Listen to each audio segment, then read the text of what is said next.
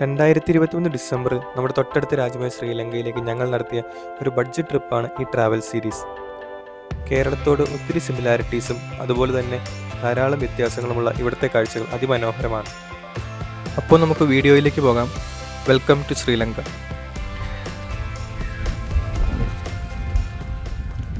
ടൂറിസ്റ്റുകൾ അധികമില്ലാത്ത ഒരു ചെറിയ വില്ലേജിലാണ് നമ്മളിപ്പോൾ ഉള്ളത്.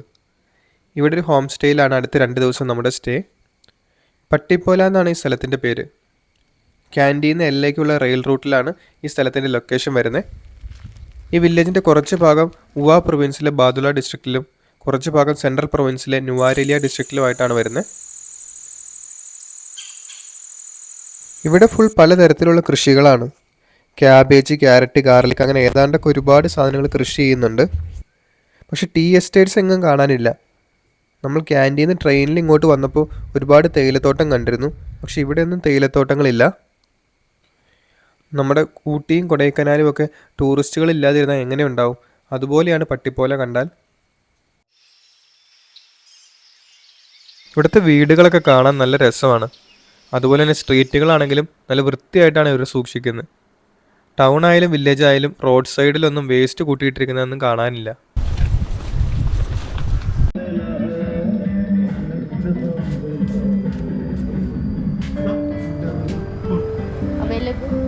Food available? What will be there? Fried rice, chicken fried rice. Where from? India. Good. क्या? നമ്മൾ രാവിലെ ബ്രേക്ക്ഫാസ്റ്റ് കഴിച്ച് പിന്നെ കാര്യമായിട്ടൊന്നും കഴിച്ചില്ലായിരുന്നു. അതുകൊണ്ട് ഇവിടെ എന്തെങ്കിലും കഴിക്കാൻ വേണ്ടിയിട്ട് ചെറിയ കടയിൽ വന്നതാണ്. സമുദ്രനിരപ്പിൽ നിന്ന് 1900 മീറ്റർ ഹൈറ്റിലാണ് ഈ വില്ലേജ് ഉള്ളത്. നമ്മുടെ മൂന്നാറിൻ്റെ ഹൈറ്റ് വരുന്ന ഏകദേശം 1600 മീറ്ററാണ്. അപ്പോൾ അതിനേക്കാളും ഏകദേശം 300 മീറ്റർ കൂടെ ഹൈറ്റ് ഉണ്ട് ഇവിടെ. ആ ഹൈറ്റിനനുസരിച്ചുള്ള തണുപ്പും ഈ സ്ഥലത്തുണ്ട്. അപ്പോൾ ആ തണുപ്പ് മാറാനായിട്ട് നമ്മളൊരു കോഫിയും പിന്നെ ഓംലെറ്റുമാണ് ഓർഡർ ചെയ്തത്. ഫുഡ് ആക്ച്വലി നമ്മൾ കഴിച്ചു, നല്ല എക്സ്പെൻസീവ് ആയിരുന്നു.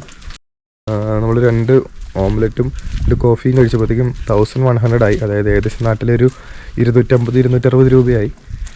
ടൂറിസ്റ്റ് പ്ലേസ് ആയതുകൊണ്ടായിരിക്കും, അല്ലെങ്കിൽ ചിലപ്പോൾ നമ്മൾ ഫോറിനേഴ്സാണെന്ന് കണ്ടിട്ടായിരിക്കും അത്യാവശ്യം നല്ല റേറ്റാണ് വാങ്ങിയത്. കുഴപ്പമില്ല. ഒരുപാട് പുറത്ത് കഴിക്കുന്നതിന് വരെ നമ്മൾ സൂപ്പർ മാർക്കറ്റിൽ നിന്നൊക്കെ ബ്രെഡോ എന്തെങ്കിലുമൊക്കെ വാങ്ങിക്കാമെന്ന് വിചാരിച്ചു.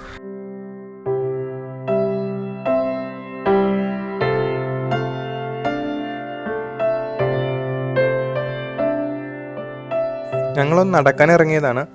ബ്രേക്ക്ഫാസ്റ്റ് ഹോം സ്റ്റേ എന്ന് തന്നെ പറഞ്ഞു. അതാണ് അഫോർഡബിൾ ആയിട്ടുള്ള ഓപ്ഷൻ. അതേപോലെ നല്ല ഹെൽത്തി ആയിട്ടുള്ള ഹോംലി ഫുഡും കിട്ടും. ഇതാണ് കോക്കനട്ട് റൊട്ടിയും കോക്കനട്ട് സാമ്പാറും. നമ്മുടെ ഹോം സ്റ്റേ തന്നെ ഉണ്ടാക്കിയതാണ്. ഹോം സ്റ്റേയിൽ അവർ വീട്ടിൽ നിന്ന് ഉണ്ടാക്കി കൊണ്ടുവന്നതാണ്. കഴിച്ചു നോക്കാം.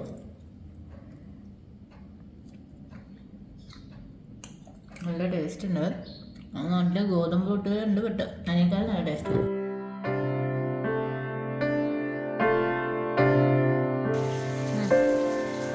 രാവിലെ തന്നെ നല്ല ഹെവി മഴയാണ്. ഇവിടെ തൊട്ടടുത്തൊരു സൈക്കിൾ റെൻ്റ് കിട്ടുന്ന കടയുണ്ട്. നമ്മളവിടെ നിന്ന് സൈക്കിൾ എടുത്ത് വില്ലേജ് എക്സ്പ്ലോർ ചെയ്യാനായിരുന്നു പരിപാടി. പക്ഷേ ഈ മഴയത്ത് ഇതൊക്കെ നടക്കുമെന്ന് അറിഞ്ഞൂടാ. എന്ത് മഴയാണെങ്കിലും റെയിൻ കോട്ട് ഇട്ട് പോകാമെന്നാണ് അർച്ചന പറയണത്. ഇവിടം വരെ വന്നിട്ട് മഴ കാരണം റൂമിൽ തന്നെ ഇരിക്കുന്നത് ശരിയല്ലല്ലോ.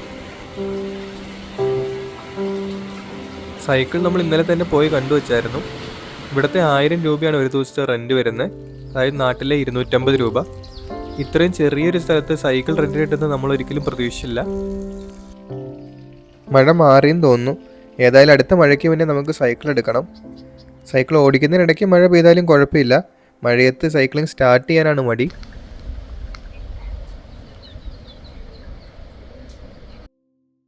നമ്മൾ സ്റ്റാർട്ട് ചെയ്ത് 500 മീറ്റർ ആയപ്പോഴേക്കും എത്തിയ സ്ഥലമാണിത്. ഇവിടെ 2 സൈഡിലും ഫുൾ യൂക്കാലിപ്റ്റസ് മരങ്ങളാണ്. നമ്മളിവിടുന്ന് ആംബവേല എന്നൊരു വില്ലേജിലേക്കാണ് പോകാൻ പ്ലാൻ ചെയ്യുന്നത്. അവിടെ കുറേ പുൽമേടുകളും ഫാമും ഒക്കെ ഉണ്ട്. ടോട്ടൽ എല്ലാം കൂടെ ഒരു 25 കിലോമീറ്റർ ചവിട്ടാന്നാണ് നമ്മൾ വിചാരിക്കുന്നത്.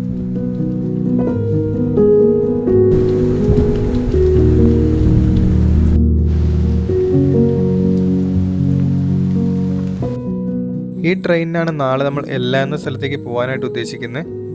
നമ്മൾ ഇന്നലെ വന്ന ട്രെയിൻ പോലെയല്ല, നല്ല പഴയ ട്രെയിനാണിത്.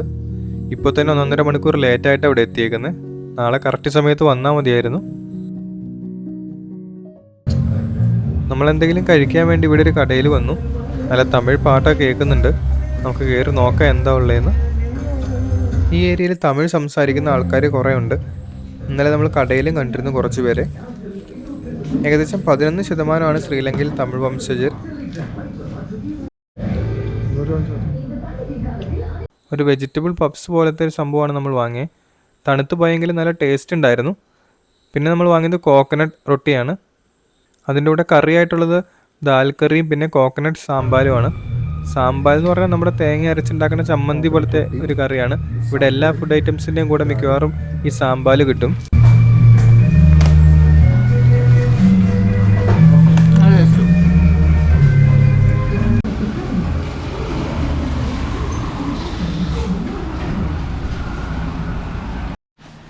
ഇവിടെ നിന്ന് ഒരു 3 കിലോമീറ്റർ പോയാലൊരു ഡയറി ഫാം ഉണ്ട്. ന്യൂസിലാൻഡ് ഫാം എന്നാണ് അതിൻ്റെ പേര്. ആദ്യം നമ്മൾ അങ്ങോട്ടാണ് പോകുന്നത്. പോണ വഴിക്ക് നമ്മളൊരു ചെറിയ ഡാം കണ്ടു. ബ്ലാക്ക് പൂൾ എന്നാണ് റിസർവോയറിൻ്റെ പേര്. മഴയായതുകൊണ്ട് തീരെ ലൈറ്റ് ഇല്ല.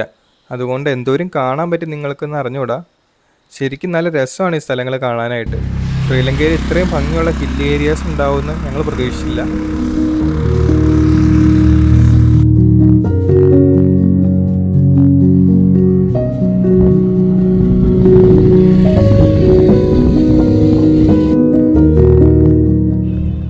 ഇതാണ് ന്യൂസിലാൻഡ് ഫാം. ഒരുപാട് പേരിവിടെ കാണാനായിട്ട് വന്നിട്ടുണ്ട്. ഒരുപാട് ഹൈടെക് ടെക്നോളജിയൊക്കെ യൂസ് ചെയ്യുന്ന ഫാമാണെന്ന് നെറ്റിൽ കണ്ടിരുന്നു. പക്ഷെ നമുക്ക് ടൈം കുറവായതുകൊണ്ട് കാണാനായിട്ട് നിൽക്കുന്നില്ല, തിരിച്ചു പോവാണ്.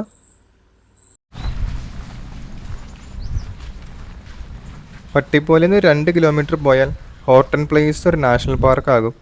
അവിടെ കുറേ വാട്ടർഫോൾസും ഫേമസ് ആയിട്ടുള്ള ട്രക്കിംഗ് റൂട്ട്സും ഒക്കെ ഉണ്ട്. പക്ഷെ ഇത്തവണ അവിടെ ഒന്നും പോകാനായിട്ട് ടൈമില്ല. ട്രക്കിങ്ങിനൊക്കെ പോകണമെന്നുണ്ടെങ്കിൽ മിനിമം ഒരു 3-4 ഡേയ്സ് എങ്കിലും വേണം. അടുത്ത പ്രാവശ്യം വരുമ്പോൾ കുറച്ച് ഡേയ്സൊക്കെ ഇവിടെ നിന്ന് ട്രക്കൊക്കെ ചെയ്യാൻ പാകത്തിന് വരണം എന്നാണ് ഞങ്ങളുടെ ആഗ്രഹം.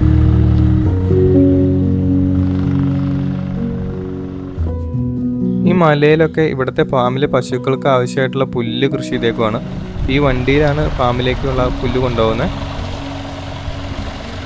കുറേ ഫോറിനേഴ്സ് സൈക്കിളിൽ പോയി. ഇടയ്ക്കിടയ്ക്ക് ഓരോ ഗ്രൂപ്പായിട്ട് ആൾക്കാർ പോകുന്നുണ്ട് സൈക്കിളിൽ. ഇവിടെ നിന്ന് 2 കിലോമീറ്റർ കൂടെ പോയി കഴിഞ്ഞാൽ ഒരു സ്ട്രോബെറി ഫാം ഉണ്ട്. അവിടെ തന്നെ ഒരു കഫേയും ഉണ്ട്. അവിടം വരെ പോയിട്ട് തിരിച്ച് ഹോം സ്റ്റേയിലേക്ക് പോകാമെന്നാണ് നമ്മുടെ പ്ലാൻ. ദൂരെ കുറേ പശുക്കളെ കാണാം. ഈ കാണുന്നതൊക്കെ ആംബെവാല ഫാമിൻ്റെ സ്ഥലമാണ്. അവരുടെ തന്നെയാണ് നേരത്തെ കണ്ട ന്യൂസിലാൻഡ് ഫാം. ഈ ആംബെവാലേനെ ലിറ്റിൽ ന്യൂസിലാൻഡ് എന്നാണ് വിളിക്കുന്നത്. ഈ സ്ഥലങ്ങളൊക്കെ കണ്ടു കഴിഞ്ഞാൽ ന്യൂസിലാൻഡ് ആണെന്ന് തന്നെ തോന്നുള്ളൂ. അതുകൊണ്ടായിരിക്കും ആ പേര് വന്നത്.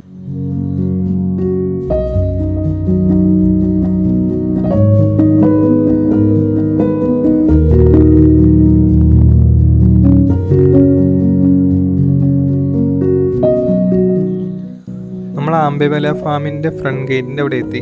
ഇവിടെ നല്ലൊരു ബസ് സ്റ്റോപ്പ് ഉണ്ട്. ഇവിടെ ഇരുന്നുകൊണ്ട് ഈ ഫാമും ഫാമിൽ പണി ചെയ്യുന്ന ആൾക്കാരെ കണ്ടുകൊണ്ടിരിക്കാൻ നല്ല രസമാണ്. ഇവിടെ കുറേ വിൻഡ് ടർബൈനുകളും ഉണ്ട്. വിൻഡ് ടർബൈൻ്റെ ഒന്നും മുകൾ ഭാഗം കാണാൻ പോലും പറ്റില്ല, അത്രയ്ക്ക് മഞ്ഞാണ്.